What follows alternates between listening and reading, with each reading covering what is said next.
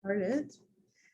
So today, our head of middle school, Richard Lyon, and our interim head of school, Sébastien Robert, will address many important topics relating to the start of the school year for our oldest students, including our strengthened COVID safety measures. Should you have any additional questions, please utilize this Zoom's chat function and message me directly, and then we will do our best to answer them during our Q&A. If we do not get to answer your question, please don't worry, because we will be copying the entire chat and we're able to follow up with you directly. Thank you so much for joining us, and I'll turn it over to Richard now. Thanks. Thank you so much, Sasha. So go ahead, I'm gonna go ahead and share my screen with all of you. And we have a nice little presentation that we'll be sharing with all of you. You'll probably have questions that come up at certain points throughout. Please send those to the host, co-host. Sasha will be collecting those. Some of you have already sent in questions, and we'll be prepared to address those at the end of the presentation if I don't answer them during the presentation. So we always want to begin with our mission and our values, and just briefly, these were fairly recently redone, and we don't want to forget that. And it was a great coalition of community members that worked on this to come up with these core values. And so integrity, endeavor, unity, reflection, and my personal favorite, zeal. We want to remember that everything we do touches on one of these five core values. All right. So aligned with the requirements contained in the industry guidance and the City of Berkeley Health Department's guidance on practices, the middle school will fully reopen on Monday, August 30th. So let's just make sure we're all clear on that. The expectation is that on Monday, all students will be coming to school. We'll talk about what that looks like and what kind of measures we're putting in place to allow for that to happen, of course, but I think that's probably the best place to start, making sure that that's clear for everyone. Of course, the health and safety of our students is our number one priority, but we want to always balance the degree of what the risk might be, or how we can keep them safe against social, emotional, and educational needs. It's a balance, right? If there's a very small health risk, then that's very important that we are attending our students' needs in other areas, right? In short, we're going to provide an enriching, engaging, in-person educational experience at school as long as it is considered safe to do so. So what's new since we opened last March? Well, last March was very exciting because finally, for the first time in about a year, we were able to actually have classes of middle school students come on campus and receive in-person instruction. That was a hybrid model where we had half the students at home and half the students in school. Again, we are not doing a hybrid model to open the year. We are having all students on campus. So what's happened since then? Well, of course, we opened safely in March, and I'm very, very happy to say incident-free until the end of the school year. This includes the last 6 weeks of school, when we were very happily able to welcome the whole 8th grade back for those last weeks of school. We know that since we've opened, vaccination has really ramped up in our community in particular. Approximately 98.5% of all Ecovia Lane teachers and faculty have now been vaccinated. Any unvaccinated staff will be PCR tested each week. In addition to the regular testing, all faculty, staff, and students will go through each week. We also, since March, know that many current 7th and 8th grade students, and maybe some 6th graders that are a little mature or a little older, have taken advantage of the opportunity to receive vaccines. And of course, we hope more will join them as they become able and eligible to receive them. Now, we know that we were really looking forward to this opening. Things were looking really great in June and at least the beginning of July.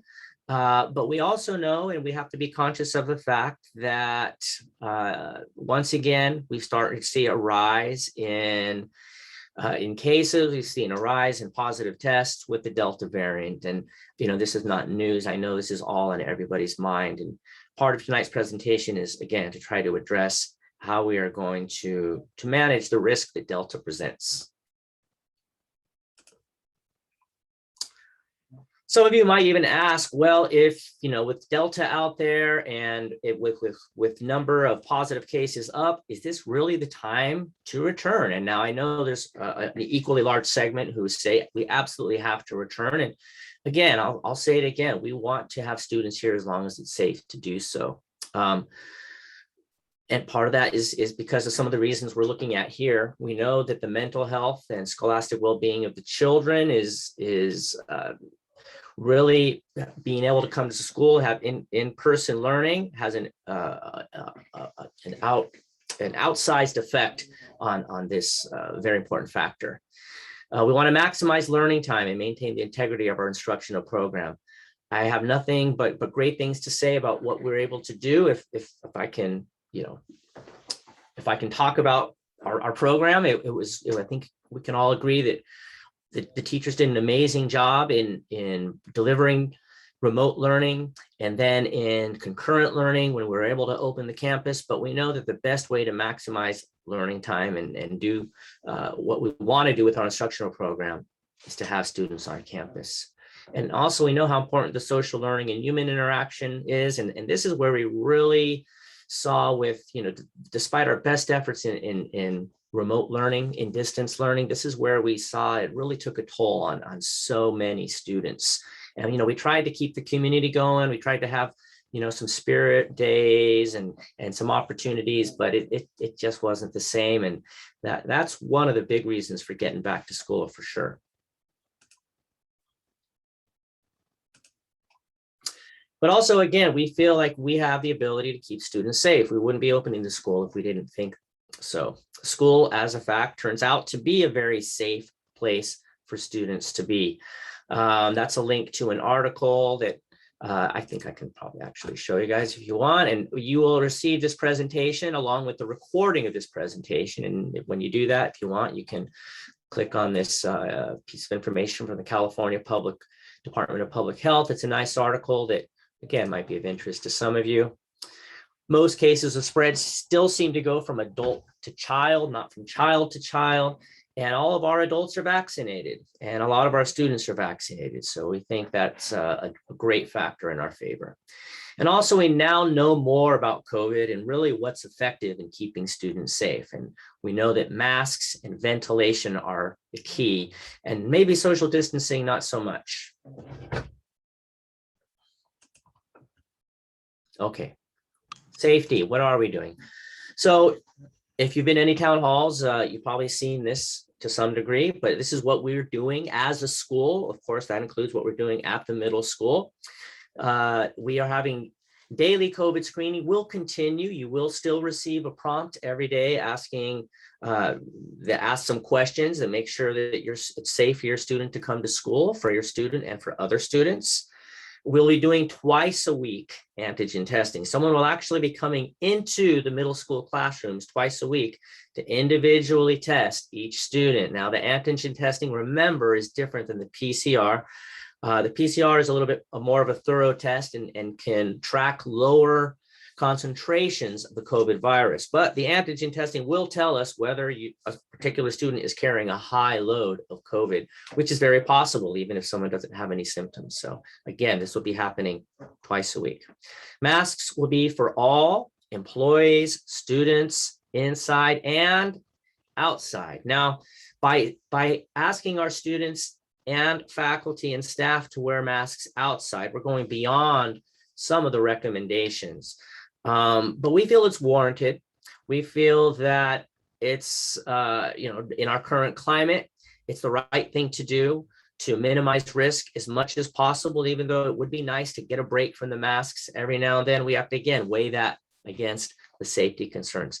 And another thing about that, we found that during our summer camp, when we were, based on recommendations, allowing students to be outside without a mask, what would happen is they would leave them somewhere, they would misplace them, and then when it was time to come back inside, it wasn't a safe situation because we had to track down those masks. And so we think really the best thing for all concerned is just to keep those masks on. And of course, you'll take them off when you eat, or if you need to take a quick drink of water in the classroom. We continue with our signage throughout the buildings to guide which direction to walk in. It's one-way traffic, which I have to say has really been a revelation at the middle school. Before COVID, we would have the bell would ring, the classes would end, and everybody would spill out into the hallway. And despite everything we did, including, I remember once student council actually tried to divide the hallway, and they put arrows going one way, and of course it didn't take for long. But having one-way signage and insisting that there's one-way traffic has made a huge difference, and will continue to make a difference as we get through this crisis. We continue to have 2 UVC antiviral bacterial sanitation Germ Guardian XLs, which are and 2 Co-Way air purifiers in each class. Now, again, the data is really showing how important this is, and we are also willing to increase if it appears like this is something that could even make things safer for having our students in the classroom. We continue to emphasize cleaning and spaces, equipment, and hands. Hand washing is still super important.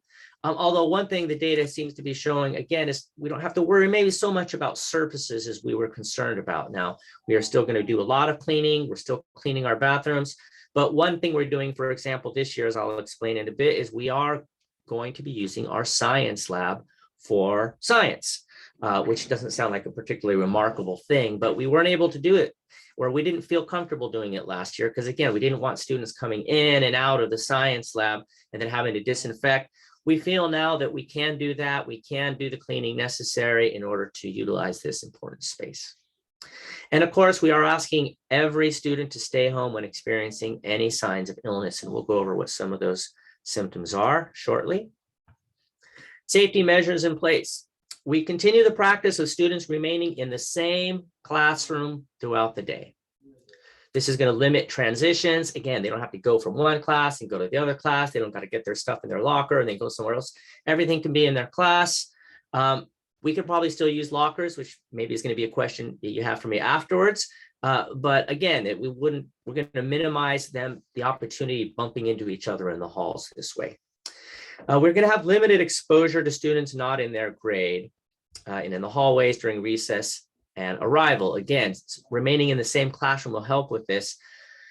We know that, again, a lot of our 7th and 8th graders have been vaccinated or will be vaccinated soon. Most of our 6th graders, if not all of them, have not yet been vaccinated. So we're going to try as much as possible to keep the 6th graders separate for their own protection. But again, keeping in mind that they are actually in a pretty safe environment because they're in a spot where almost everybody is vaccinated except for them. But still, again, we want to, Delta is not a joke. It's a serious situation. And, if one of those antigen tests does come back positive, we want to be able to do contact tracing. And we think limiting exposure from one grade to another is going to help with that. Again, we want students masked at all times, inside and, yes, regretfully, outside.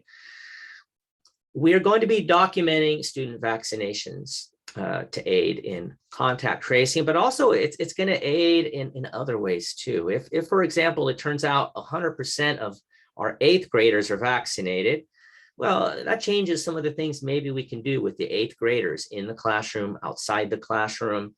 At this point, we are not requiring vaccinations.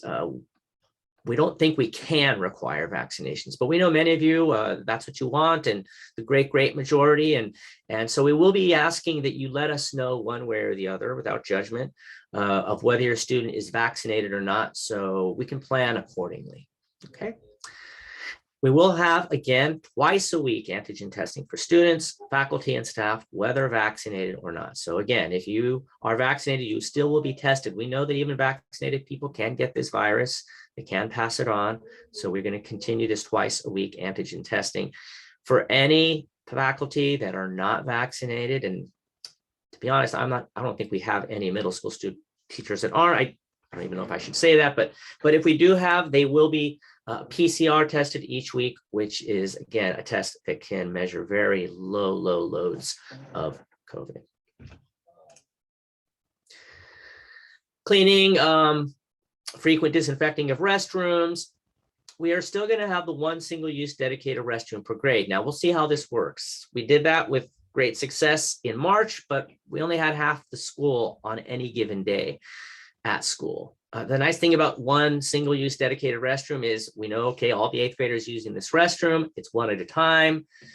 So, that's why we can use it for both genders, of course, or for make them gender-free, basically, right? But we'll see. We have 48th graders on campus approximately, and about the same amount as 7th graders. So we'll see how that works, and we'll be keeping an eye on that.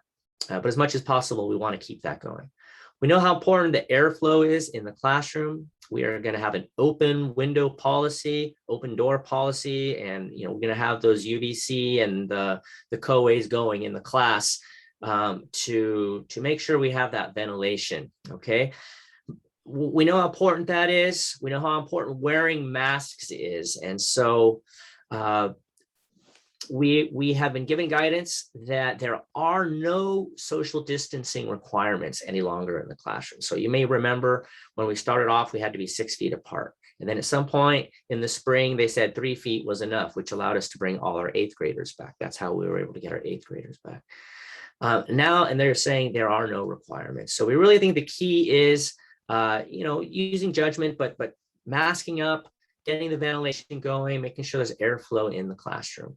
Lunches and recesses outside, and there'll be potential for class activities outside also.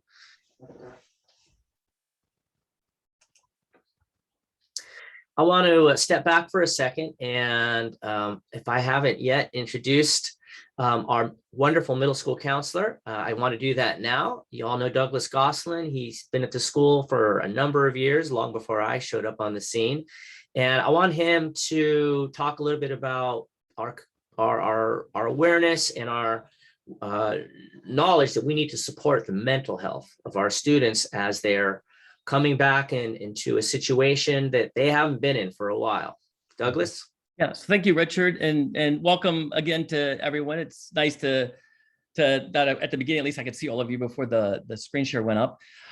So I just wanted to just emphasize a few things because, as Richard was saying in a previous slide, that one of the reasons that we're considered in bringing all the students back to school is for their mental well-being.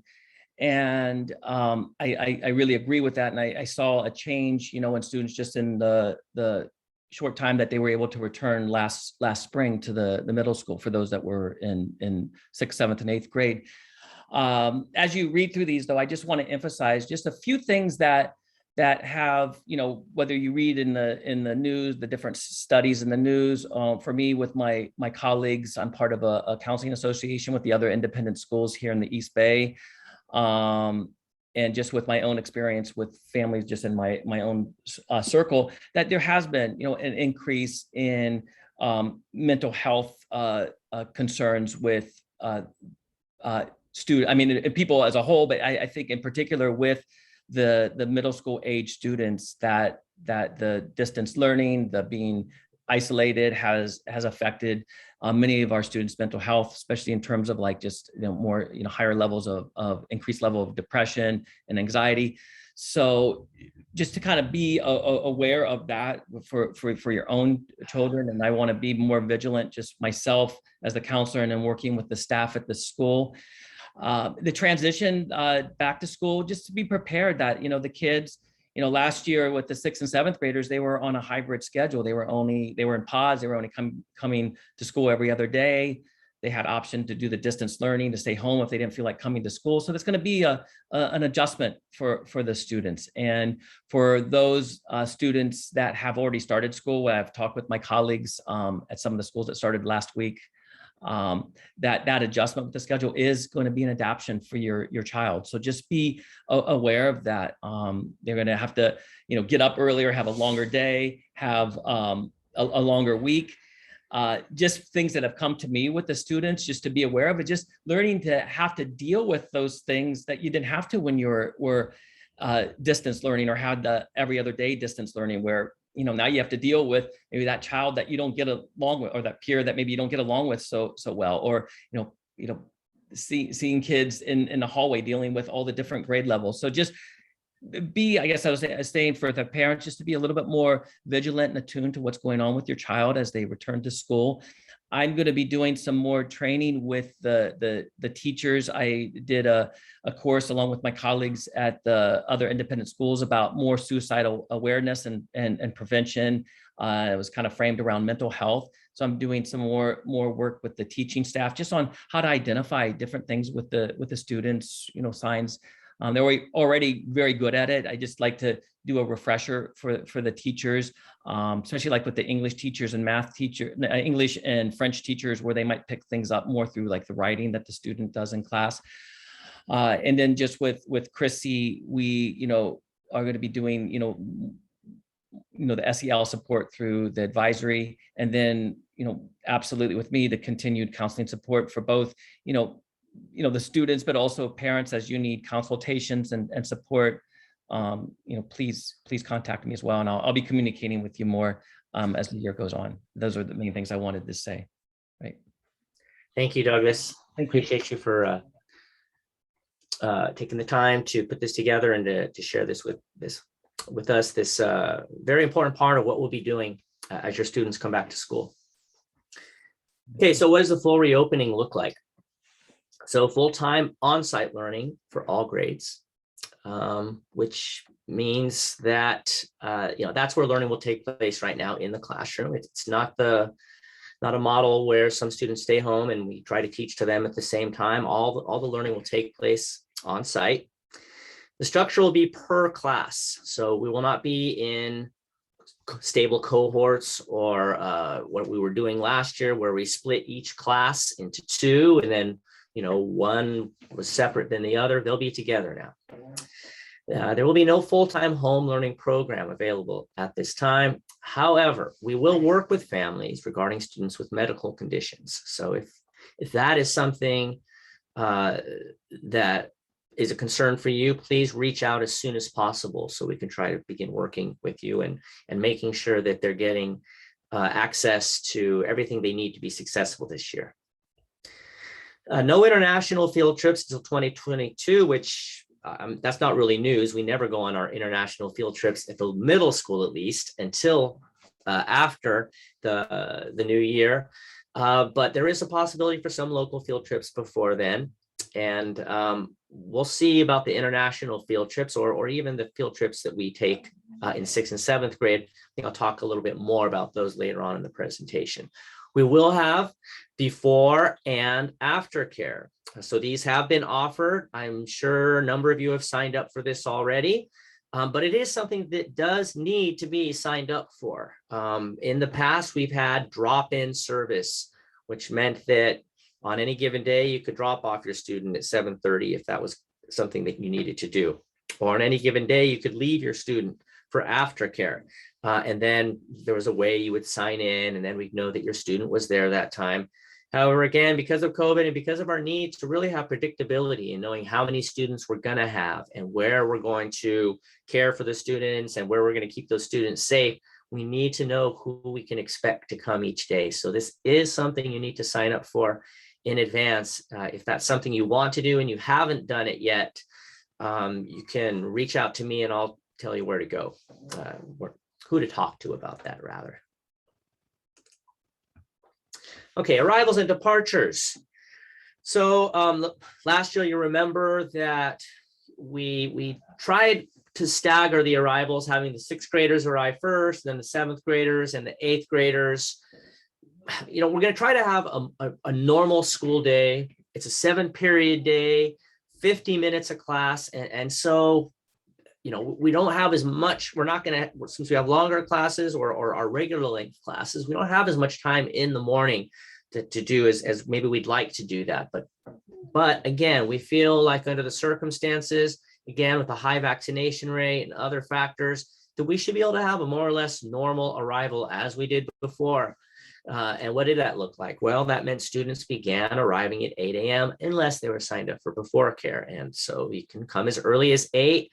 Now, we are doing something a little differently. We need a little bit more time between classes than we did pre-COVID because, again, students will be in one classroom, which means teachers have to go from class to class. So that means our school day is going to start a little earlier and end a little later than we did pre-COVID. Pre-COVID, we were 8:25 to 3:30. We are going to start at 8:20 and we are going to end at 3:35. Now that's 20 minutes basically to have all the students dropped off. Again, we're going to monitor this and see how well we do. We were able to do it before. I don't see any reason why we shouldn't be able to do it now. The only difference is you do have to get here a little earlier than before. You had a little bit more wiggle room last time to be able to get here at 8:25. We will be escorting once again students to class. So we will have a particular place for them to gather by grade, which we'll reveal to you and send you more information on that later. You don't have to worry about it now. All you really have to worry about is dropping them off. We'll make sure they get into the spot that they need to go to. And then about 8:15, we'll start taking students up. We know we'll get some students after that, and that's fine. We'll make sure they get to class. But again, we want to continue this model of escorting students to class rather than just all letting them run in together. We want to limit that kind of activity, that kind of contact that they come into in that kind of a situation. If it's a late arrival after 8:20, please, you might, in that case, want to not enter in the carpool lane, but enter through the front door or have your student enter through the front door so they can check in with Giselle. Although, we will have somebody out there a little bit after 8:20 if you're just a couple minutes late. But, if it's 8:30, 8:35, come in through the front door. The front entrance right there on Grayson, you ring the bell, the student comes in, gets their temperature checked, they get to class. Okay, day ends at 3:35, and we'll have designated areas for pickup, which again, you really don't have to worry about. You're just going to be coming up the carpool lane, and we will make sure your student gets in your car. Okay, all students not staying for aftercare should be picked up by 4 p.m. So, that's, again, we really need to know who's staying after. And if that's not your child, we really can't, they really need to be picked up by 4 p.m. So I'm personally asking for your help with this one. I know things happen. I know there's traffic sometimes, but as much as possible, plan ahead because, again, we really need to have predictability with this. Okay. You will also be sent a form which will give you the option of allowing your child to self-dismiss at the end of the day. That is, they don't have to get picked up. They can go home on their bike. They can walk to your office or they can go to the bus. So we'll ask that. So we'll have a record of who's okay just to basically go off after 3:35 and who needs to wait for pickup. Okay. And you'll be getting that form shortly. So look out for it.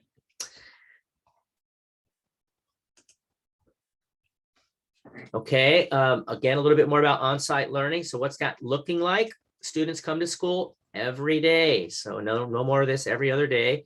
There'll be no minimum days.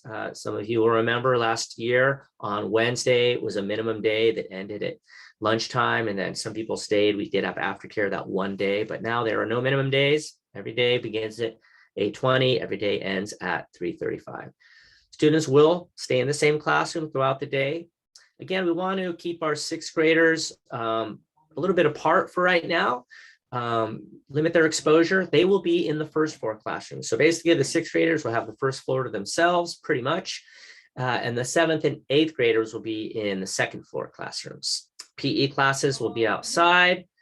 All classes will be in student classrooms. That is to say English, French, art, social studies, Histoire, all will be in their classroom, with the exception of science. I mentioned that we will be opening up the science lab for science classes. It's really hard to do those great kinds of activities and hands-on experiments that Mr. Speckman likes to do in the classroom, although, boy, if he didn't do his best in giving that experience last year. But we're happy to open the science lab and have science there.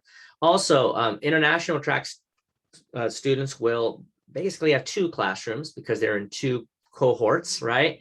They are with the French track students when they have English classes, and they're in their small cohort when they have French and math. And so they will be in a separate classroom for that. And some of those classrooms are on the first floor, but again, we feel like we can keep them safely in the classroom and really minimize any contact with sixth graders if they're seventh and eighth graders, right? Okay, what about when students are absent? You're probably asking, well, you know, there's all these symptoms, and which means maybe sometimes my child will have to stay home. Maybe my child is sick, you know, students get sick, and then we have to go through protocols to make sure they're just sick and it's not COVID. First of all, please email Giselle directly for any absences at gvj@eb.org. Many times I receive emails about absences, and I'm always happy to hear from you, but Giselle is really the person who is going to give you the most bang for your buck if your child is absent. So she will reach out to all the advisors and the appropriate advisor, that is to say, and the teachers. So please let her know at that email address if your child is absent. If a child is absent, students should check Google Classroom. Teachers keep that updated, and all assignments and work that's being done in class should be in Google Classroom, and they should email their advisor when they are sick, if they're feeling up to it. If they're really sick, maybe they're just out of it, and then you just worry about getting them healthy, of course. But if they are able, or if the parent wants to do it, they should email the advisor. The advisor is going to help keep them going and keep them on track. Also, we are looking at the option of observing a classroom from home. Now, this is not concurrent learning where the teacher is teaching to two different groups. The teacher has to keep their focus on the students in the classroom right now, because we're going to have 15 to 20 students in a classroom. And so that's where the teacher's focus needs to be. But if a student is home for a couple days, it might be good for them to be able to zoom in and just see what's going on in their classroom. And again, we are looking at the option of setting this up, but we don't think it's that complicated, but it's just a question of putting certain things in place. For long-term absences, if we have those, and we shall see, again, families should coordinate with the advisors to help students keep up, and then we'll probably have to come up with an individual plan to help that student. Schedules. So class schedules, as I mentioned earlier, will be almost the same as pre-COVID. That is to say, we have 7-period days. We have 4 periods in the morning, then lunch, except for 6th graders who have 3 periods in the morning, then lunch. And then we have either 3 or 4 periods in the afternoon. We have 2 recesses. One thing we're going to continue to do is stagger lunches. So just as last year we did, we will have 6th graders with a bit of an earlier lunch, followed by the 7th and 8th grade lunch. I think the 6th grade lunch is a little earlier, honestly, than I'd like it to be. But again, we think it's something that is probably, using our best judgment right now, is probably the best move. And they'll get a chance to have a snack later also if they get a little peckish at the end of the day. For aftercare, from 4 to 5 p.m., so aftercare really starts at 4, we'll have an outside etude. Many of you are familiar with etude, our study hall. It's a chance for students to get a head start on homework, get caught up. Again, this has to be signed up for in advance, but those that are there, we will be doing this outside. Again, we're going to have 6th graders, 7th graders, 8th graders, and we want to maybe find a way to kind of keep them in their grade levels, and we can do that outside.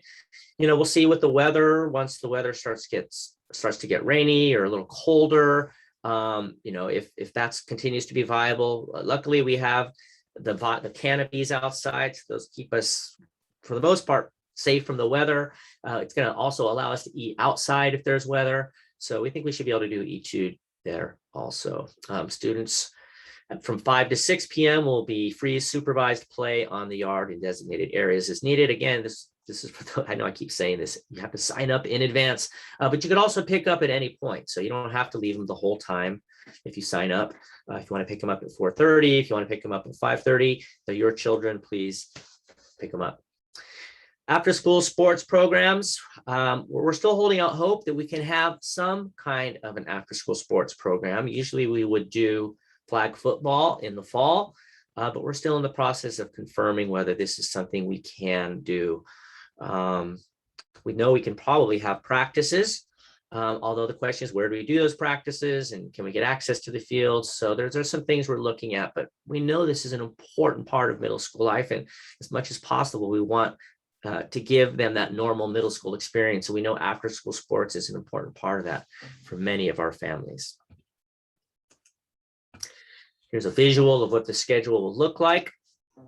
You can see the first, we start at 8:20. The periods are about 50 minutes long, except for Wednesday when they're 45 minutes long, because we have our advisory time and our office hour, which most of you should be familiar with that time. We see we have 3 periods and then a 6th grade lunch. That is actually 4th period for 7th and 8th graders, and then they have their lunch. And so if you're a 7th and 8th grader, you have 4 periods before lunch, 3 periods after lunch. And then we can see we have a couple of recesses in there. You might be wondering when you're going to get your schedule for your student, and we will be making those available very shortly. So you should expect to see the schedule for your student any day now. We're still finalizing just a couple things. Expectations for students. Of course, we're going to be talking to them about expectations.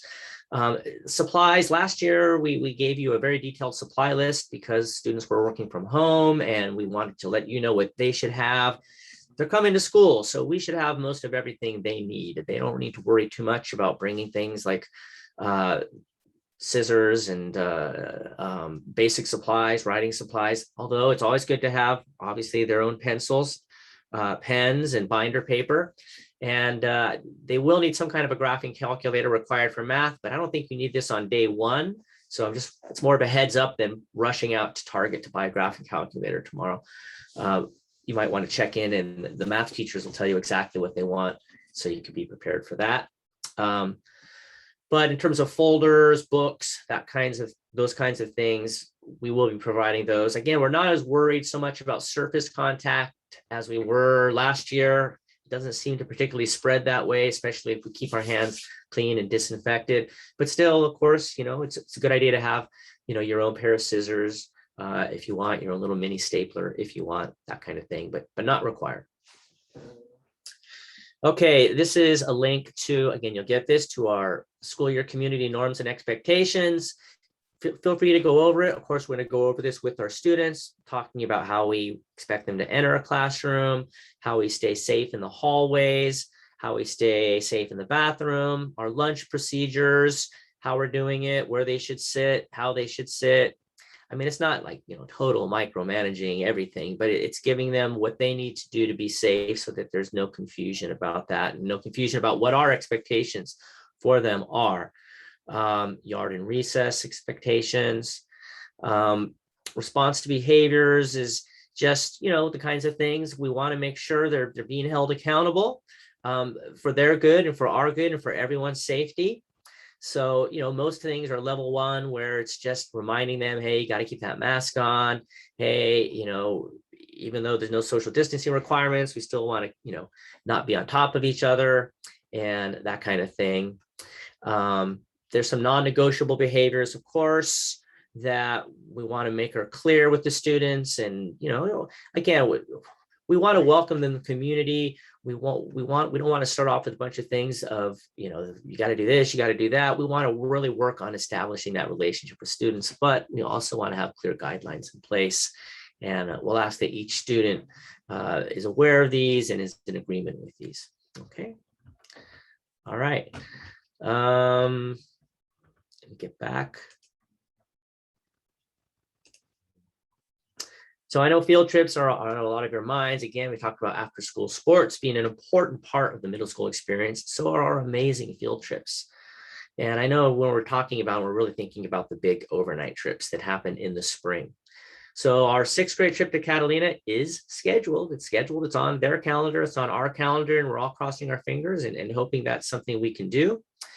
The 7th grade trip to DC, there's certain things we have to plan in advance for that, like hotels and a few of the museum reservations, but we can wait a while and still be fine on DC. Now the 8th grade trip, it's a little trickier, right? So 8th graders traditionally go to France, and it's an amazing trip, and it's a culmination of their experience at EB We haven't been able to do it for the last 2 years. We are really, really hoping to be able to do some kind of a trip this year. Maybe not to France. Could be something closer to France, a French-speaking country, another French. We have a couple French-speaking countries in the Western Hemisphere that aren't as far away as France. That might be a better option, but we've already started initial conversations on this, and we want to do everything we can to make sure that the 8th graders do have a special trip at the end of the year. Extracurricular programs, so far, no dances, although they're pretty good at keeping socially distant all by themselves when we have dances, but not all the time. And, just in general, probably having a bunch of kids all under the roof, different grades, it's just not going to work right now. I mentioned after school sports to be determined. Club classes, so you may not have noticed on the schedule on Friday afternoons, we have club classes, which are things like, there's usually some kind of outside sports activity. There's things like a collage with Madame Bishop or an extra art, a bonus art class with Olga. So we want to have club classes. We just have to figure out, the best way to do them. And perhaps that might be by grade level. So there'll be certain they'll have selections within their grade level, but maybe not all club classes will be open to all grades, but we could rotate and try to make that happen for everyone as much as possible. And TEDx Youth, we're so proud of this program and all the work that goes into it. And we are hoping we will definitely have it this year. And we hope to have it as a live event. Although it was pretty cool last year, the way we did it, but there's nothing like live TEDx. So we're hoping we can make that happen. Although, that is just, it'll be here before you know it, either mid-November or early December. So we'll see. Okay, just briefly, take a lot of time on this, but again, I'm going to share this with all of you. We just want to continue to emphasize that it is a social contract, that, we're doing everything we can on our part to allow your students to come to school and to come to school safely. But it's shared, right? Shared responsibility. We're still asking for responsible personal behavior by all members of the community. We're asking you to just adhere to personal behaviors outside of school to reflect best practices for limiting the spread of infection. They're listed here: unfailing use of face coverings, keeping physically distant from those outside your family or designated group, frequent and thorough hand washing, limited travel, strict avoidance of all large gatherings, just doing everything you can to make sure we can all keep safe. We're still asking that you avoid non-essential travel. And that if you do, let us know, if you need to travel or you are traveling, again, as part of the social contract.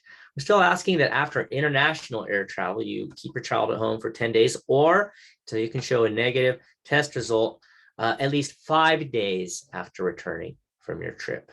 Okay, and you can see the CDC guidelines for travel down there. If anyone in your child's household has tested positive for COVID-19, you must also keep your child at home for 10 days. Again, if after a certain amount of time you get a negative test, might be less than 10 days. Okay, so what are the symptoms we're looking for in terms of keeping your child home or not making sure we're clear before you bring your child back to school? Fever, chills, cough. Now, not just a little tickle in the throat, but a persistent cough, right? And that's unusual for your child. All of these should be pretty clear. Shortness of breath, difficulty breathing, unusual fatigue. If they did a 10K the day before, they might be a little fatigued, but unusual fatigue, unusual muscle or body aches, a headache, a new loss of taste or smell. These are all things to look out for. Congestion or runny nose, again, unusual. I mean, obviously if it's allergies, it's allergies. Although, with a runny nose, even it's but again, we're looking for something that's out of the ordinary here, right? Nausea, vomiting, diarrhea. So if your child shows any of the symptoms that I just listed, and again, they're unusual, please keep your child at home, notify the school, contact your child's healthcare provider to discuss a timeline to have him or her tested. There's lots of ways to get tested now. You may even be able to get tested that same day, perhaps. Please keep your child away from others while awaiting test results. Your child can return to school when they are fever-free without fever-reducing medicine for at least 24 hours. Symptoms are improving, and either a negative PCR test, although usually a PCR test takes at least 48 hours, or some kind of communication from your physician that, yeah, this isn't COVID, it's just this, they're fine to come back to school. Okay, so those three conditions. Okay, obviously they need to be fever-free, no symptoms, or symptoms are pretty much gone. Next steps, specific schedules. I mentioned I will be sharing your child's schedule very soon. Just finishing dotting the I's and crossing the T's. Yeah, that's it. Please, again, we're asking you to share your vaccination information for your students with Giselle. Just let her know, well, I mean, what we'd prefer is that you take a picture of or scan your vaccination card, your child's vaccination card, and please send that in to Giselle so we can start documenting it. If for some reason you don't have that, let us know, and at least that's better than nothing. Detailed community perspective for students learning on site. So again, we'll talk a little bit.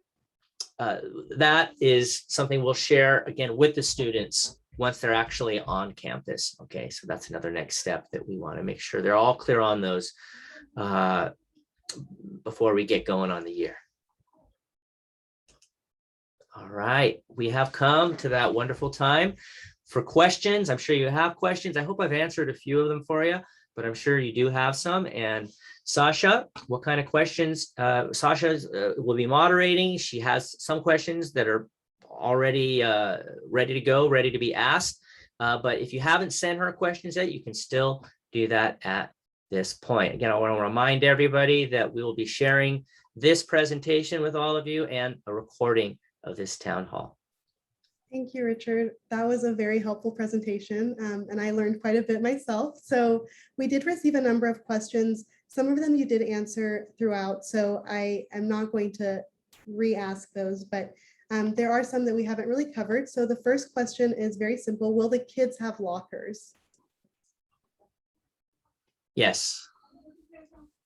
Great. So we, as I mentioned, the 7th and 8th graders will be on the second floor. Most of our 7th and 8th graders, we believe, are vaccinated. So we don't really see a big problem with them having a locker. They'll be in the same classroom, but, they can have that locker. They can, personalize the inside of it. And, at appropriate times, they can go and put things in that they don't need and take things out and then go back into their classroom. So yes, they will have lockers, and the same for the 6th graders as well. Great. And you mentioned some clubs. So do we know which clubs will be offered this year? I don't know yet. That's something where, the teachers usually let me know about, what kind of offerings they'd like to put out there. A coach usually, of course, does some kind of outside activity. We usually have some social learning, service learning clubs being offered, like SRAC. Sometimes Green Council as well. Mr. Chu usually does something around fish tank. We have, a middle school fish tank, and he teaches them how to keep a fish tank clear, how to maintain it. We usually have a French movie elective. So we'll see what kinds of options we have. Great. What is the distribution of books going to look like? So again, we will have shared sets of textbooks, but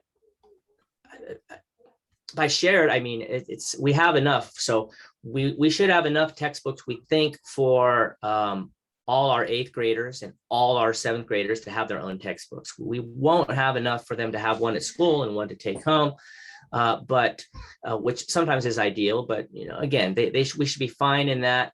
That's something that, of course, last year we had to actually have a distribution where they came and we gave them a bag full of all sorts of stuff, including the textbooks they would need and all that. But since everybody's going to be here, the distribution will happen at school, and there's plenty to go around.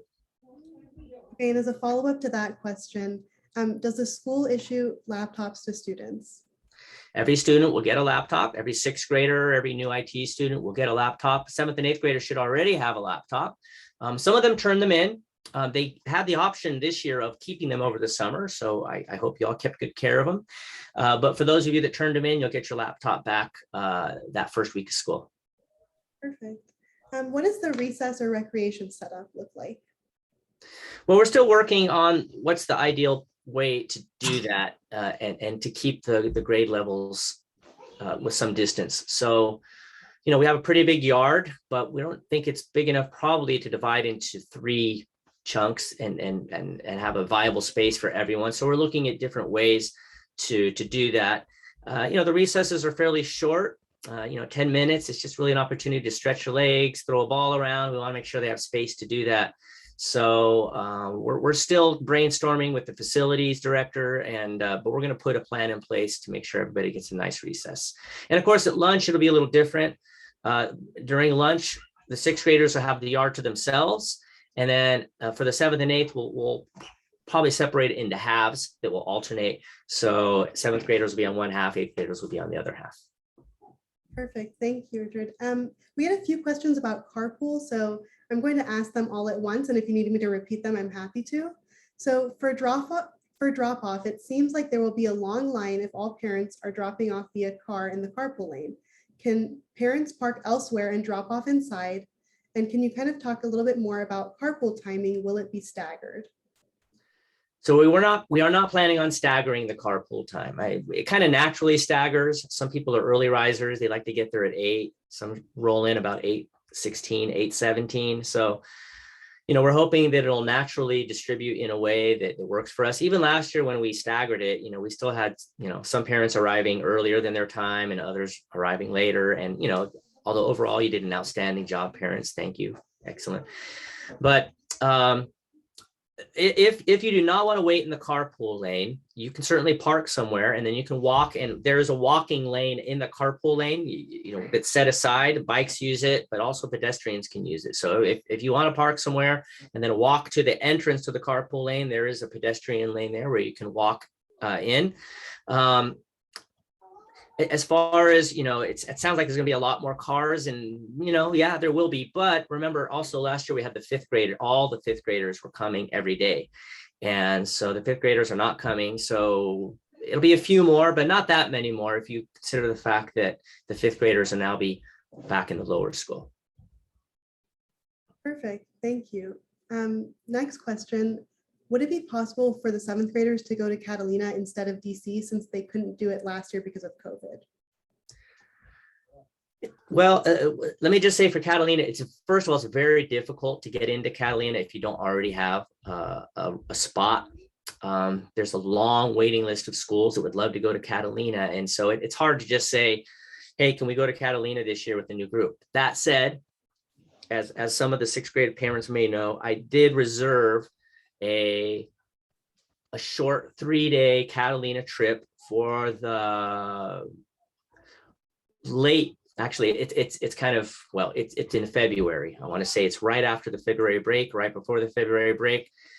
We'll see if that's something we can do. It's something we haven't completely finalized, but we do at least have the option. We have that reservation in place. So there would be a possibility of the 7th graders going to Catalina. We know what a huge experience that is. And if we can find a way to give them that experience, we'd love to do it.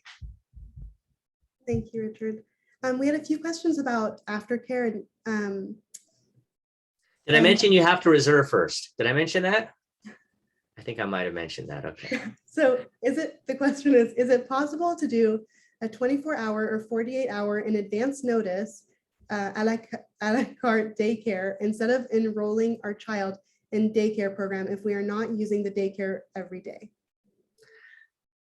I mean, that's the way we used to do it. And it makes a lot of sense to do it that way, but we're just not comfortable doing it that way this year. Again, we need the reliability. We need the predictability of knowing how many students we're going to have so that we could make sure that we have the facilities to safely monitor them, to safely give them that space, especially with before care. Things could change, things could improve. The vaccination for 6th graders might make a difference, at least at the middle school. But for now, unfortunately, we are asking that, we are not allowing that kind of drop in, whether it's 48-hour notice or 24-hour notice. It's something that has to be signed up for. Great. And so as a follow-up, someone else asked, would that be a commitment for a semester to do a sign up for aftercare? I want to say it's a year-long commitment, which is a lot. I know, for me, sometimes I have a hard time committing to something for a week, let alone a year. But again, it's something maybe we could look at the semester. I don't know, Sebastian, if you have any, it is for the year, right? Not for the semester. Yeah, the packages are for the year, so morning and aftercare. We decided to really do this system instead of a drop-in because, as Richard said, we need some predictability and more stabilized groups. We are also looking for resources, so people who need to supervise the children, and we need to have a kind of a set number of students. It's very difficult for us to have this, unpredictability from one day to another. But we can discuss then offline if there are some very specific reason around the question. So feel free. I don't know who asked the question, but the person who asked that, please feel free to reach out to Richard and myself, and can discuss that. Thank you, Sebastian. Thank you. And one more question about aftercare. Can we enroll it for aftercare a few weeks into the year if the other arrangements do not work? I believe you can. I don't know if there's, well, I mean, the only issue would be space. If at some point we decided, everybody that signed up were good, but we can't go anymore, that might be an issue, right? If we just said, we're sorry, we just can't do that. But I would foresee the possibility of doing that if it turned out that, like you say, 2 weeks into the semester, you thought you had something in place, it's not working out. I think you'd probably have a good opportunity of still being able to get the package at a prorated rate. Great. There's a bit of a lengthier question regarding Welcome Day that's on Thursday for new families. Sure. So I'm going to ask the entire question, and then if you need me to repeat it. Regarding Welcome Day this Thursday, what time should students come and for how long do they stay? Do parents join, or is it only for students? And then the second part of the question is, also, do we need another COVID test for Monday, the first day of school, even though our test is negative for Welcome Day? Okay, so let me just clear up, we usually have Welcome Day. Well, of course, we haven't been able to have it last year, but Welcome Day is traditionally the day when, students, completely optional, families can come to school and see their teachers again and, get back in touch with their teachers and say hi and see any new teachers, new faculty. And, for obvious reasons, we're not doing that this year with the whole school, but we have new families that have never seen the school. They weren't allowed to take a tour. They couldn't come down and do all the usual stuff you do when you want to sign up for a school and you're excited about coming to a school. So for new families, international track families, but not just international track families, any new families to the middle school, you are welcome to come on this day. So this is Thursday. For sixth graders, they should come between 10 and 10:30. Sixth graders between 10 and 10:30. They'll meet their teachers. They'll be outside saying, hi, nice to meet you. Welcome to EB. I'll be able to take them on a tour. Now, we do need to have the PCR test for that student in order to take them inside and in order to give them that experience. I believe we asked actually for them to have a PCR experience in order to participate in Welcome Day. And, hopefully everybody got that information. If you didn't, let me know. Are parents welcome? I mean, parents haven't seen either. So yes, parents, if you're vaccinated, parents in particular, you're welcome to come on campus and you can kind of see the teachers at a distance and I can give you a quick tour of the middle school as long as, by family, right? We won't all go together, but by your family, I'll take you along and I'll show you a little bit of the classrooms and what classroom your child will be in. So for sixth graders, that will be from 10 to 10:30. For new seventh and eighth grade families, we'll give it 15 minutes to kind of let the dust clear a little bit. And then 10:45 to 11:15 for seventh and eighth grade families. But all families are welcome. And I will be sending out links tomorrow so that you can, if you wish, if your child wants to remotely come to welcome day. Your teachers will have their laptops open as they're outside. And if you want to click on their Zoom room link and say hi virtually and say, I'm so excited to start the school year, and you're my favorite teacher, and whatever you want to say to them, you're welcome to do that on Thursday also. So I'll be sending out those links for all families, including new families. If maybe, you're not quite ready to come to campus yet, but new families can come down in person, meet the teachers, and take a little tour of the middle school. Now, the last part of the question was, if my child gets a PCR test for welcome day, do they need another one for Monday? And the answer is no, you do not. We will be testing students, antigen testing, starting Monday, I believe. And so if you have that PCR test that's so recent, we'll be doing the antigen testing. So if for some weird reason something would happen between that and PCR test and the beginning of school, we'll have the antigen test to catch it. So you do not need another PCR test. Thank you for that comprehensive answer. I'm just being conscious of time. I have just a couple quick answers for you, quick questions that require quick answers, and then I think we should wrap up the town hall. So who do we contact to sign up for Etude? So it's Bookkeeper. I think you want to go to bookkeeper@eb.org if you want to sign up for that. Bookkeeper, just like it sounds, BOOK, and then KEEPER @org. Let me make sure that's the case, but I think it is. We can add it to the presentation at the bottom too, that we'll share too. Yeah, I'll put it right here in the thank you, I think. Let me see. And another question? Yes. Does aftercare start on the 30th of August? It does. Great. First day. Yep. Perfect. And then when is the Catalina trip and how long is it? Catalina trip for 6th graders is 5 days, 4 nights. It's I have to look at my calendar to see the exact date, but I think it's the second full week in May. And then the little mini trip I scheduled for potentially, again, we're not sure about this yet, but that 7th graders could go on. That would be again in February, either right before or right after the February week off that we usually have. Great. And then one final question that I think Sebastian may be able to answer. What thresholds are set that would cause a change in the campus plans, for instance?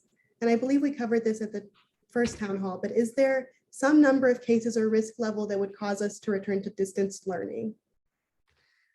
We are keeping all our resources connected to the guidances that are out there, and we're directing our decisions based on the guidances. So, and if you have anything to add to this, please go ahead if you want, Sebastian. But we're keeping a lookout if things do take a spike, if there's a change, and there's any recommendations, we're going to be very quick to pick up on those recommendations. If there's a situation that calls for that we have to continue remote learning, that everybody has to go back home, it would break our hearts to do it, but we would do it, and we would do it very quickly. We could pivot very quickly if we needed to.